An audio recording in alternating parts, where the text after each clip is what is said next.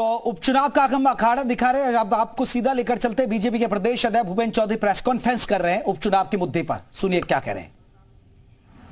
पिता का कथन है कि उनकी बेटी की हत्या समाजवादी पार्टी के नेताओं ने इसलिए की है कि उनकी बेटी ने भारतीय जनता पार्टी के पक्ष में मतदान करने की बात कही थी। और ये वीडियो में कहीं ना कहीं जो उनकी माताजी का पिताजी का वीडियो आपने देखा होगा, उसमें उनके बयान में ये चीज़ें परिलक्षित हो रही।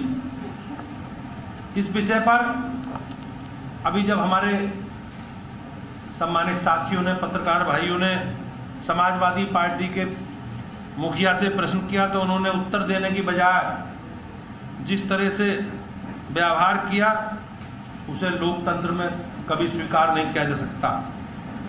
लाल टोपी वाले गुंडों का कृत्य एक बार फिर सबके सामने है।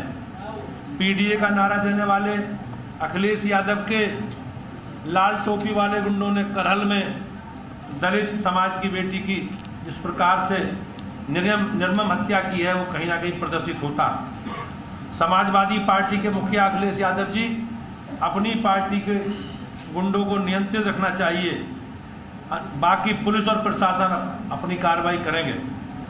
उपचुनाव वाले क्षेत्रों में समाजवादी पार्टी ने बाहर से बुलाकर जिस प्रकार से अराजक तत्वों को बुलाकर चुनाव को प्रभावित करने की कोशिश की है वो हम सबके सामने है। जिस प्रकार से बुर्का पहनकर महिलाएं फर्जी वोटिंग कर रही हैं वो भी कहीं ना कहीं आपके सामने आया। मैनपुरी में सैफई परिवार और अखिलेश यादव के गुंडे फिर से आतंकवाद का माहौल बनाने का प्रयास कर रहे हैं। इसे न सरकार बर्दाश्त करेगी, न भारतीय जनता पार्टी, न उत्तर प्रदेश की महान जनता। इन लोगों का कहना है कि लोगों की आईडी पुलिस चेक ना करे। ऐसा कैसे हो सकता है? फर्जी मतदान करना समाजवादी पार्टी की पहचान। जिस प्रकार से उपचुनावों की शुचिता और पारदर्शिता को सुनिश्चित करने के लिए ये आवश्यक भी है। समाजवादी पार्टी और समाजवादी पार्टी के नेता अखिलेश यादव जी निर्वाचन आयोग पर सवाल उठाकर यह खुद और पर ही कुठाराघात कर रहे हैं कि गुंडई, अराजकता, अनिश्चितता फैलाना इनका ट्रेडमार्क है और जनता भाइयों बहनों सब समझती है। समाजवादी पार्टी की बेचैनी उनकी आउटसोर्सिंग नीति का फल है। वे फर्जी पहचान पत्र बनाकर मतदाताओं को प्रदेश में आउटसोर्सिंग कर रहे हैं। आरक्षण में भी ये धर्म विशेष को संविधान को ताक पर रखकर आउट ऑफ कॉन्टेक्स्ट जाकर आरक्षण देना चाहते हैं जो स्वीकार्य नहीं। समाजवादी पार्टी की तिलमिलाहट इसलिए है कि जनता इनके खिलाफ है और जनता ने समाजवादी पार्टी के जंगल राज को ठीक प्रकार से समझ और पहचान लिया। इसलिए निर्वाचन कार्य में जुटे अधिकारियों को अब धमकाने पर उतर आए। संवैधानिक संस्थाओं को जिस प्रकार से आरोपित कर रहे हैं उससे कहीं ना कहीं इनका चरित्र ये प्रदर्शित होता है। खुलेआम पुलिस, निर्वाचन आयोग, पीठासीन अधिकारी निर्वाचन तंत्र पर आलोक लगाकर उन्हें नौकरी जाने, पीएफ से वंचित करने जैसी धमकी दी जा रही है। क्या ये स्वीकार्य है? इसे हम कतई स्वीकार नहीं कर सकते। मीरापुर विधानसभा को लेकर और उत्तर प्रदेश में उपचुनावों को लेकर लगाए गए सपा के बारे में आरोप निराधार है। विक्टिम कार्ड खेलकर ये अपनी नाकाबिलियत छिपा नहीं सकते। इन लोगों का कहना है कि मीडिया बिकी हुई है, हर कोई बिका हुआ है। इनका कहना है बीजेपी के वोटर्स घर से नहीं निकल रहे और समाजवादी पार्टी के वोटर्स को वोट डालने नहीं दिया जा रहा। तो फिर भाइयों बहनों ये वोट कौन डाल रहा? ये मैं स्पष्ट रूप से इनसे प्रश्न करना चाहता हूँ। साफ है, झूठ की इमारत सच की ईंट से मजबूत नहीं हो सकती। उत्तर प्रदेश के उपचुनाव में बीजेपी प्रचंड जनादेश प्राप्त कर यह सुनिश्चित करेगी कि समाजवादी पार्टी की प्रदेश में हर हाल में ये हार सुनिश्चित है। सुशासन हमेशा कुशासन और प्रबंधन पर विजयी होता है और उत्तर प्रदेश की जनता ने इस बात को सच दिखाने जा रही है। समाजवादी पार्टी को लोकतंत्र में नहीं लूट तंत्र में भरोसा है। समाजवादी पार्टी मतपेटियां लूटकर सरकार बनाने वालों को उत्तर प्रदेश की जनता ने इस चुनाव में नकार दिया।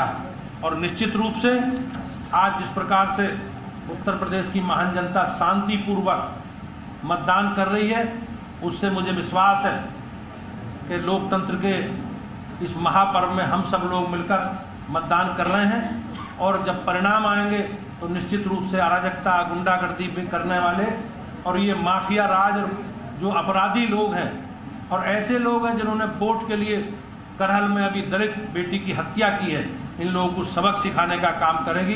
आप सबका बहुत बहुत धन्यवाद। सर, लेकिन अखिलेश यादव जी ने प्रेस कॉन्फ्रेंस की है, उन्होंने सीधे तौर पर कहा कि भारतीय जनता पार्टी बेईमानी कर रही है, वोट से उपचुनाव लड़ रही है। निश्चित रूप से आपने देखा होगा समाजवादी पार्टी ने 2-3 दिन से जिस प्रकार से माहौल बनाना शुरू किया, उससे समाजवादी पार्टी ने अधिकारियों को धमकाना, संवैधानिक संस्थाओं पर प्रश्न लगाने का काम किया। उससे वो ये मान चुके हैं कि प्रदेश की जनता अब अराजकता करने वालों के, गुंडागर्दी करने वालों के, बलात्कारियों के साथ नहीं। भूपेंद्र जी, अखिलेश यादव कह रहे हैं कि वो अपील करते हैं कि लाइन में लगे रहें 6 बजे तक, 7 बजे तक, 8 बजे तक, जब तक वो नहीं कर जाता बार जाए, ये वो अपील कर रहे हैं। निश्चित रूप से हम लोग सब मिलकर भारतीय जनता पार्टी के सभी कार्यकर्ताओं ने घर घर जाकर इस देश के और प्रदेश के सभी 9 विधानसभा के उपचुनाव के मतदाता भाइयों बहनों से अधिकतम मतदान करने की अपील की है और ये लोकतंत्र में हमारे लिए एक अवसर है अपनी बात कहने का और मतदान करना हमारा अधिकार है और सरकार ने उसकी पूरी शांतिपूर्वक व्यवस्था मतदान की लोग करें, सहजता के साथ मतदान करें। हम सब लोग मिलकर इसके लिए प्रयास कर रहे हैं। अखिलेश यादव का ये कहना है कि जो उनके वोटर्स हैं उनको धोखा जा रहा है, लेकिन वो अपने वोटर से 7 बजे के बाद भी अब वोटर से अपील कर रहे हैं और आपने देखा किस प्रकार से हत्या करा रहे हैं। आज समाजवादी पार्टी के चरित्र को, अखिलेश यादव जी के चरित्र को प्रदेश की जनता समझ चुकी है और समाजवादी पार्टी के अराजकता का, गुंडागर्दी का, इन बलात्कारियों का प्रदेश में राजनीति में कोई स्थान बचा नहीं। धन्यवाद। भूपेंद्र चौधरी को आप सुन रहे थे। सपा के गुंडे वोटर्स को धमका रहे हैं, ये कह रहा है भूपेंद्र चौधरी का। और जो करहल में जिस दलित लड़की की हत्या की गई उस पर उन्होंने ये प्रेस कॉन्फ्रेंस की।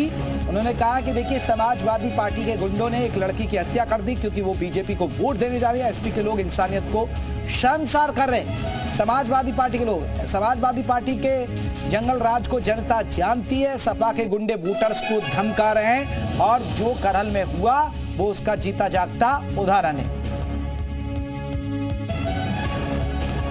अब दर्शकों को बता दें ये पूरी खबर क्या है। मैनपुरी से बड़ी खबर है जहां करहल में लड़की की गला रेत कर हत्या की गई, जिस पर यह प्रेस कॉन्फ्रेंस हुई है।